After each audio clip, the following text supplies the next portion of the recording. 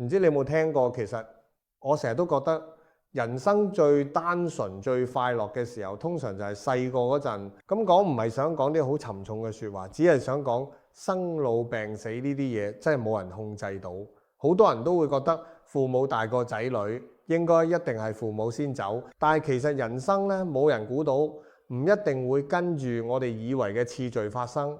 所以能夠平安長大呢，其實已經係一種福氣。正正因為咁，我覺得0至18歲呢段時間真係要盡量過得開心啲。因為如果你喺細個嘅時候已經有一個開心、健康、有愛嘅成長環境，咁你就等於幫自己打好咗個底。到你大個之後，遇到壓力、遇到問題，開始焦慮，甚至會同人比較，你都可以靠返細個建立落嚟嘅心態同基礎去撐住自己，克服困難。個底打得好之後，條路自然會行得順啲。